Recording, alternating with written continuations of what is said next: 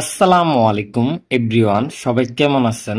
আশা করি সবাই ভালো আছেন। আজকে আমরা শিখব জোড় এবং বিজোড় সংখ্যা বের করার নিয়ম, কিভাবে জোড় সংখ্যা এবং বিজোড় সংখ্যা বের করতে হয়।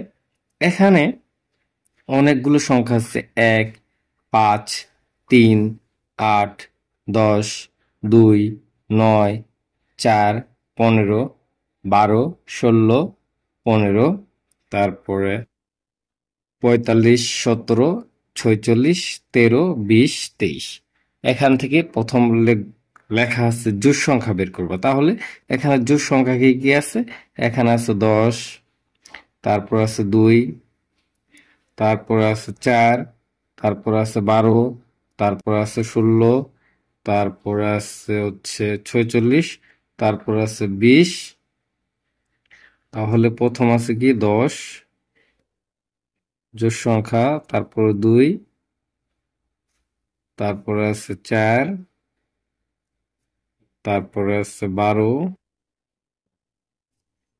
১৬, তারপরে আছে ৪৬, তারপরে আছে ২০।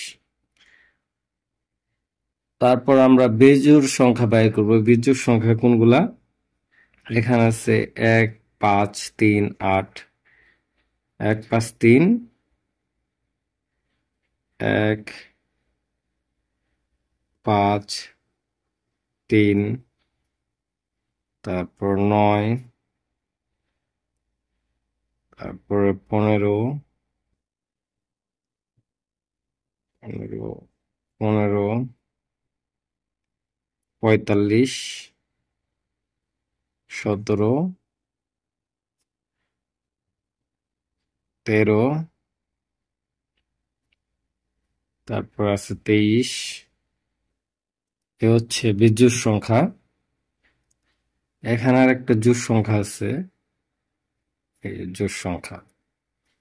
এই হচ্ছে জোড় সংখ্যা এবং বিজোড় সংখ্যা বের করার নিয়ম।